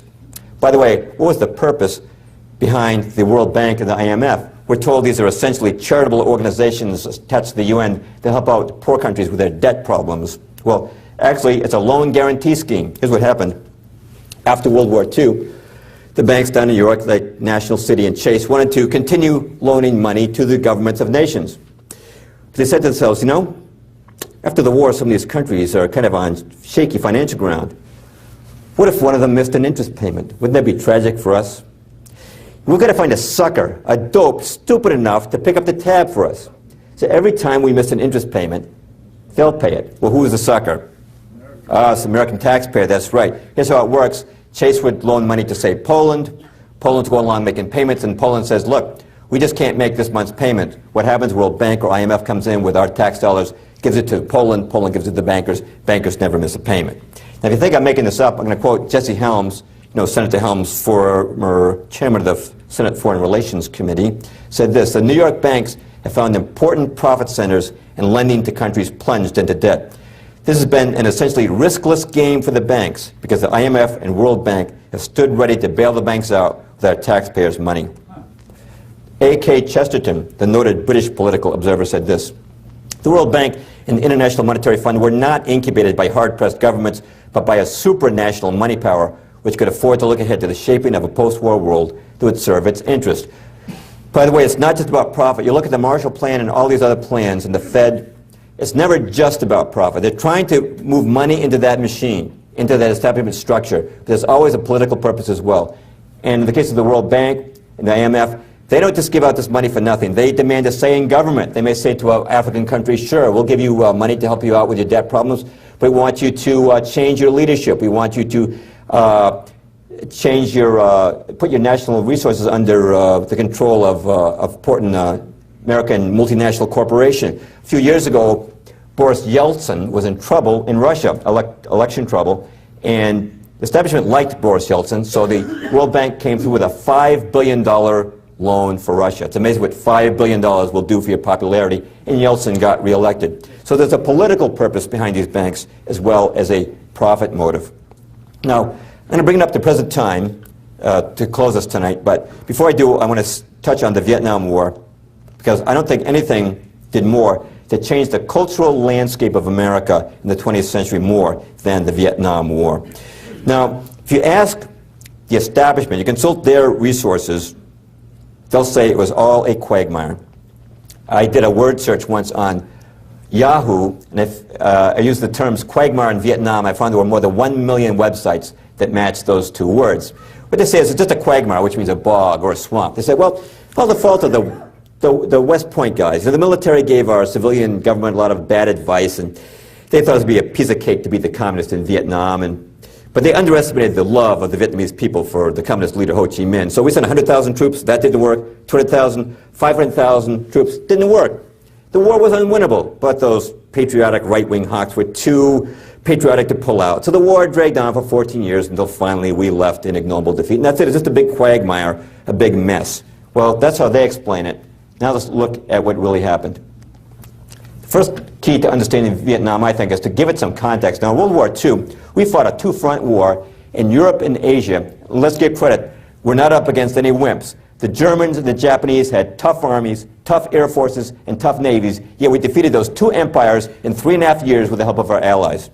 But in Vietnam, we fought a tiny country for 14 years and couldn't win. Why was that? Well, in 1968, a group of retired military officers published an article in which they pointed out that the Vietnam War could be won in a few months. How to do it? Well, first of all, they pointed out that 90% of North Vietnam's supplies were coming through the port of Haiphong. They said, why aren't we blockading this port if we're serious about winning the war? Now, the supplies were coming down the Ho Chi Minh Trail to the south, and President Johnson was periodically bombing the trail, but the Vietnamese just pulled off the trail and waited until the bombs had been dropped, then went back on. These officers pointed out that the trail needed to be blocked with troops. Furthermore, the American Secretary of Defense, Robert McNamara, a member of the Council on Foreign Relations, was only allowing the Air Force to bomb 6% of the strategic targets it wanted to hit. 94% were denied by him. By the way, when he left the Defense Department, became president of the World Bank. Nice club these guys are in. But the worst thing was probably the rules of engagement, which were not declassified until 1985 when they took up 26 pages of fine print in the Congressional Record. According to the rules of engagement, you could not bomb an enemy fighter plane on the ground. You had to wait until it was up in the air and showing hostile intent. You couldn't shoot at the enemy first. You had to let him shoot at you first. You couldn't bomb a missile-to-air surface launch site. You had to wait until it was fully operational. Now, suppose we'd fought like that in World War II. Let's go back for a moment to the jaunty days of the Royal Air Force. Let's say the RAF is flying over Germany, and one of the pilots says, "A wing commander, there appear to be about 50 Messerschmitt fighters on the airfield below us, sir. Shall we commence a strike, sir?" And the wing commander says, "I know, chaps. Wouldn't be cricket, you know. Got to give those Jerrys a fair warning first. Let them get up in the air first, I say. Let them take the first shot at us, I say. You know, Mr. Churchill's given us the strictest orders. We're to fight this war in a most sporting manner. We're to let these German chaps know they're dealing with real gentlemen from Oxford and Cambridge. Kind of. Did we fight World War II like that? No. If we had fought World War II under the same regulations we fought in Vietnam, we would have lost World War II. So, question is, who was responsible for this mess? Establishment wants you to think it's the West Point guys. Not true.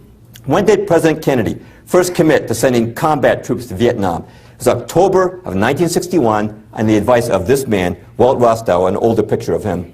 Rostow of the State Department and Council on Foreign Relations had just returned from Vietnam on a fact-finding mission. It was on his advice that Kennedy sent those 10,000 troops. So you might think, well, Jim, obviously this guy Rostow was a great anti-communist, or he never would have given Kennedy that advice. To the contrary, two of his aunts were members of the U.S. Communist Party. His father had been a Marxist revolutionary in Russia. His brother, Eugene Debs Rostow, was named for the Socialist Party worker leader, Eugene Debs. During the Eisenhower administration in the 50s, he tried 3 times to get into the State Department. Each time was rejected as a security risk. The only way the Kennedy administration was able to get Rostow into the State Department was by firing the head of security for the State Department, Otto Otepka. An entire book has been written on that subject, The Ordeal of Otto Otepka, by a friend of mine, the late, great William J. Gill. Then I think, well, okay, Jim, he wasn't such a big anti-communist maybe, but I bet he was a great nationalist patriot. To the contrary, here's what he wrote 1 year before giving Kennedy this advice. "It is a legitimate American national objective to see removed from all nations, including the United States, the right to use substantial military force to pursue their own interests. Since this right is the root of national sovereignty, it is therefore in American interest to see an end to nationhood, as it has been historically defined. An end to nationhood." That's a classic Council on Foreign Relations prescription for American policy. Now, remember before we said the Tonkin Gulf Resolution was written before the Tonkin Gulf incident? Who wrote it? It was the Assistant Secretary of State for Far Eastern Affairs, William P. Bundy, member of the Council on Foreign Relations. So you might think, well, this Bundy guy must have been a great anti-communist if he wrote the Tonkin Gulf Resolution. Hey, you know what Bundy was doing back in the 50s? He was head of the Alger Hiss Defense Fund, the notorious Soviet spy. I know that Hiss denied the charges, but now the recently released FBI's Venona tapes have shown beyond a shadow of a doubt that he was in fact a Soviet agent. Those self-respecting anti-communists would have a defense fund for a communist spy. You might think, well, maybe he wasn't such an anti-communist, but I bet he was a patriot. I bet he went skipping down the street singing Yankee Doodle Dandy. Not quite. When he left the State Department, David Rockefeller appointed him editor of Foreign Affairs, this nation's #1 journal, calling for an end to American sovereignty. One more thing about Vietnam, though. What caused President Johnson to escalate the war? Why did he suddenly start sending hundreds of thousands of troops in 1965? The reason is he had a secret meeting with a secret clique of advisors called the Wise Men, 14 senior policy advisors, 12 of whom were members of the Council on Foreign Relations. And Mr. Perloff, I think we just heard some more conspiracy gobbledygook. I don't believe there was any such meeting. If you don't believe it, you need to read the book, The Wise Men, by Isaacson and Thomas, members of the CFR. And this book is, by the way, not condemning them. It's glorifying them. Who was the leader of the Wise Men? It was Dean Acheson. It was Acheson who was most vocal in insisting to Johnson that he must escalate the war in Vietnam. So you'll think, well, Jim, obviously then, he must have been motivated by anti-communism. To the contrary. You know what he was doing back in the 1920s? Joseph Stalin, this is before we even recognized the Bolshevik regime. Joseph Stalin picked a young New York attorney to represent Bolshevik interests in America. He picked Dean Acheson.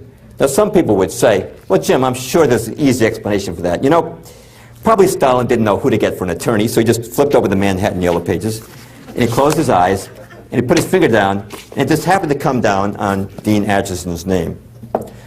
After World War II, the communist regime, the new communist regime in Poland was having trouble getting U.S. recognition. Whose law firm did they recruit to get U.S. recognition? The law firm that every communist knew he could trust, the law firm of Dean Acheson. Acheson's law partner was Donald Hiss, the brother of the Soviet spy. When Acheson was in the State Department, he surrounded himself with 14 members of the U.S. Communist Party. That's not imagination, that is a fact. John Stuart Service, John Carter Vincent, Lachlan Curry. When John Stuart Service was caught passing secrets to the Soviet Union by the FBI, Acheson didn't fire him, he promoted him. This man was no anti-communist. And by the way, want to know who his son-in-law was? Ba-bum. See, it's a very small clique of men who actually got us into Vietnam. And when you realize that the CFR clique that got us into Vietnam wrote the rules of engagement that made it impossible to win in Vietnam, you realize that what happened in Vietnam was not a quagmire or an accident. Well, what's the establishment agenda today? They're still promising us peace and prosperity. How are we going to get that? Well, the prosperity, they say, will come through multinational trade agreements, and the peace will come through their war on terror. Now, let's do these individually. Now, as far as the trade goes, I'm sure most of you are familiar with these acronyms: North American Free Trade Agreement, General Agreement on Trade and Tariffs, World Trade Organization, Free Trade Area of the Americas, which is a plan to expand NAFTA to the entire Western Hemisphere, and Security and Prosperity Partnership, which is a plan for a North American Union in the style of the European Union. Now, you probably noticed something else, which is that jobs are disappearing in America. Our steel industry wiped out, textile industry wiped out, electronics industry wiped out. Where are all the jobs going? Not hard to figure out. They're going overseas, right? Why is that? I'll make it very simple. It used to be that a woman would go to Walmart, see two items, one made in America, one made in China. The one made in America would cost $5. The one from China, which had a tariff on it, would cost $4.50.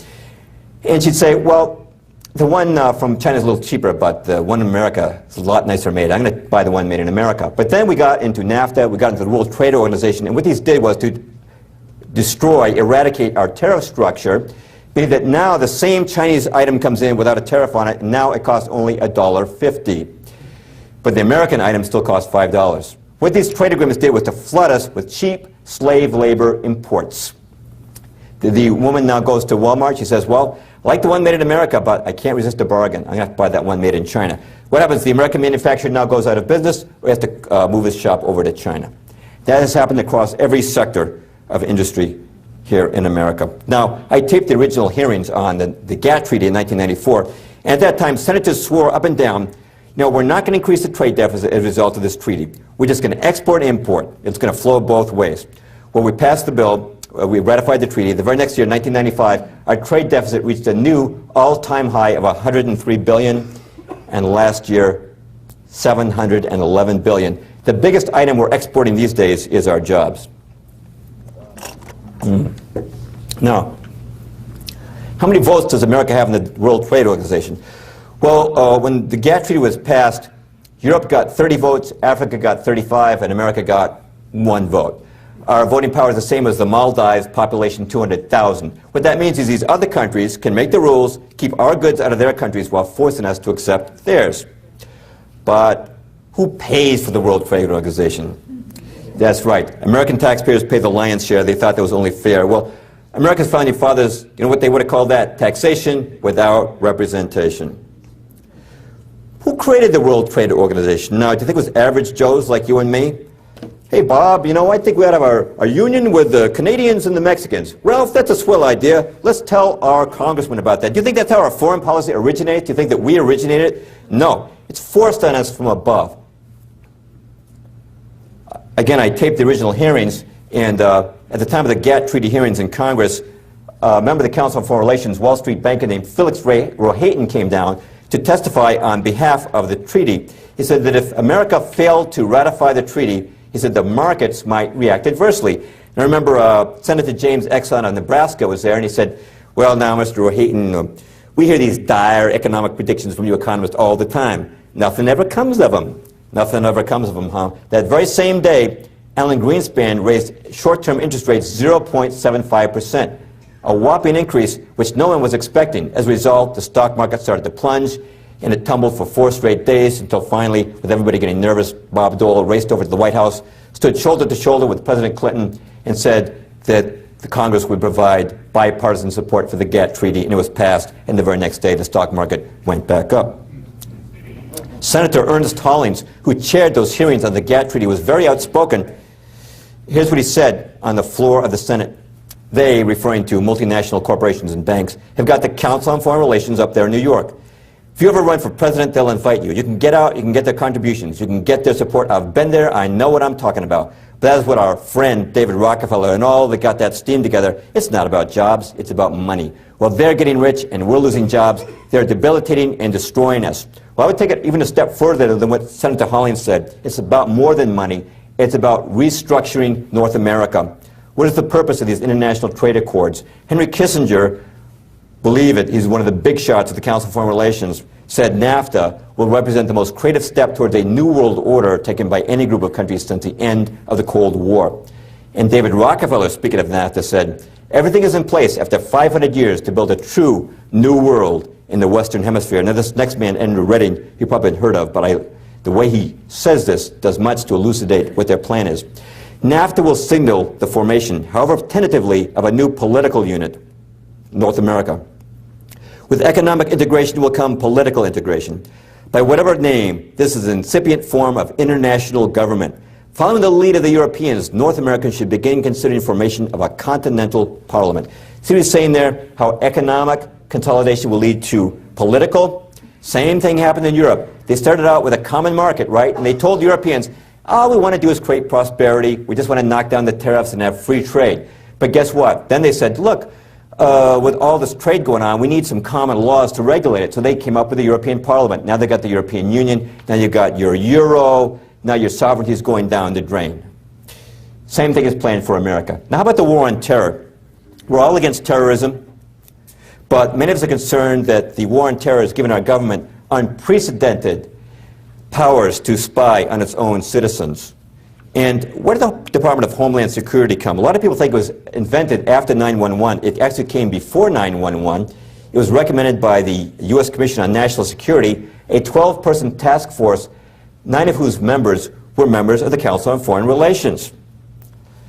And what they recommended was what they called a National Homeland Security Agency, the exact words used by President Bush after 9/11. One question we really have is, who's going to be ultimately defined as a terrorist? Now, one answer to that comes from Anna Quindlen. She's a columnist for Newsweek. After 9/11, she published a column called The Terrorist Here at Home. And who do you think she was talking about when she said the terrorist here at home? Pro-life movement. Here's what she wrote. She said, there's no real ideological difference between these people, the pro-life movement, and the people who flew planes into the World Trade Center. One of the leaders of Operation Rescue once sent his followers a letter that concluded, return to the training so that God may use you. Sound familiar? What's Quinlan saying here? That the pro-life people should be classified as terrorists. Now, if that happened in the Homeland Security, they could lose their websites, have their assets frozen, be prosecuted without due process, right? Now, there's a connection between the trade agreements and the war on terror. Yes, they're both being used to advocate consolidating the North American countries into one union. Robert Pastor of the Council on Foreign Relations wrote this in Foreign Affairs about security. He said, security fears serve as a catalyst for deeper integration. That would require new structures to assure mutual security. The Department of Homeland Security should expand its mission to include continental security, a shift best achieved by incorporating Mexican and Canadian perspectives and personnel into its design and operation. And so it's coming now, the Security and Prosperity Partnership of North America. Most people don't know it, but President Bush has already signed the agreement with President Fox of Mexico and Prime Minister Martin of Canada to begin the process of unionizing, creating a union with Canada and Mexico. And this was missed completely by the mass media, except for Lou Dobbs of CNN, who said this about the new agreement. He said, President Bush signed a formal agreement that will end the United States as we know it. And he took the step without approval from either the U.S. Congress or the people of the United States. We are not writing our own foreign policy.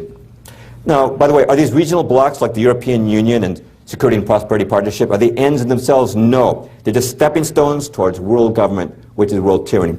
Joseph Stalin, the dictator of the Soviet Union, understood this principle. Here's what he wrote. Populations will more readily abandon their national loyalties to a vague regional loyalty than they will for a world authority.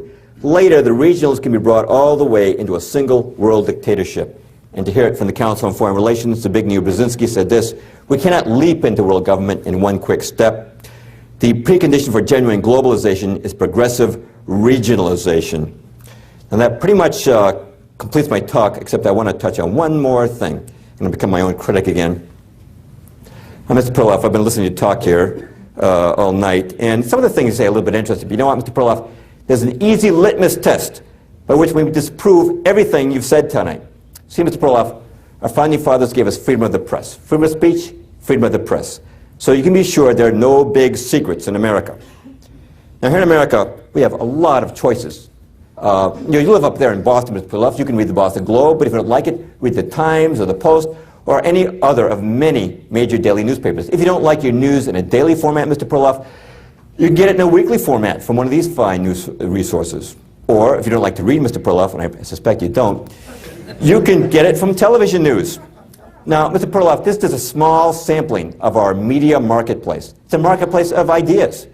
Now, are you seriously trying to suggest that all the reporters for all these media outlets missed all these stories been missing about tonight? I don't think so, Mr. Perloff. You know what? I think you have no credibility. Why should we believe a goofball like you when we can turn to a respected source of news and information like the New York Times? I tell you what, Mr. Perloff, I'll believe the stuff you've been saying the day the New York Times prints it. Until then, don't waste your breath on me, huh? All right. What about that? Well, you better believe that an establishment that's powerful enough to control our government and our banks is also powerful enough to run the media. And you better be sure they're also smart enough to have figured out a long time ago that if they want their agenda passed, they're going to have to control the media that shapes public opinion. Just to take the New York Times as an example, because this is not a talk on the media tonight. In the 19th century, the Rothschild sent their agent, August Belmont, who's in the upper left there. That was not his real name. They thought August Belmont would sound pretty classy. And he and J.P. Morgan offered money to Alfred Ox if he would buy a newspaper that would represent establishment interest in America. And Ox took that money, and he bought a small newspaper called the New York Times, which at that time had a circulation of just 9,000. But with the power of Rothschild and Morgan behind him, Ox turned the New York Times into the world's most powerful newspaper. He immediately moved it to new headquarters, plush new headquarters at what is now called Times Square. He was able to buy famous writers, bring them into the fold, buy up channels of distribution. But I just want to point out, the New York Times was not built on integrity, it was built on money. And from Ox, the ownership passed on to Sulzberger, Dreyfus, and Sulzberger, all members of the Council on Foreign Relations. And if you look at the Times editorial history, you'll find they've consistently supported the policies advocated by the CFR. For example, when Paul Warburg was up for vice chairman of the Fed and congressmen were making noises about this guy, the New York Times published an editorial saying what a great patriot he was. The guy next to Fidel Castro there is New York Times reporter Herbert L. Matthews. It was his articles in the New York Times that persuaded Americans that Castro was not a communist, but was actually the George Washington of Cuba. Matthews, member of the Council on Foreign Relations. The man in the lower left, Leslie Gelb, New York Times editor, one of the key figures behind the Pentagon Papers, which demoralized America so much during the Vietnam War. So you might think, well, maybe Gelb will expose the CFR. Not likely. He was its president for 10 years, still its president emeritus.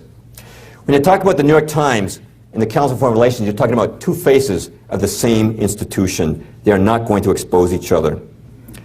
What looks at first like great diversity actually is not.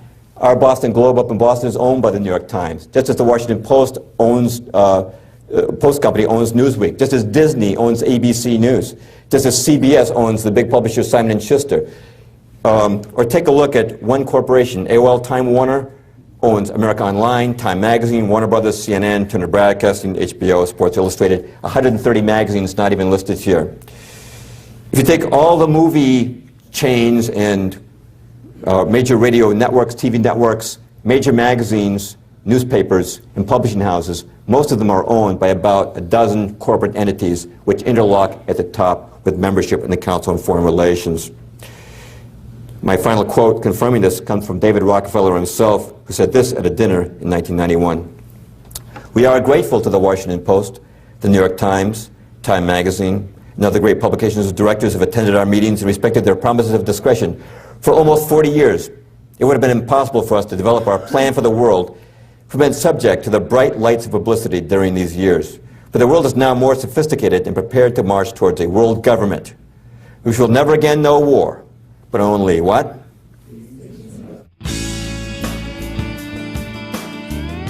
Well, that does conclude my presentation. I do want to encourage you, if you're not already subscribing to the New American, if you're dependent on the Times and Time Magazine, to step outside the box, see what else is out there. It's already been mentioned, my book, Shadows of Power. We do have a few copies in stock tonight.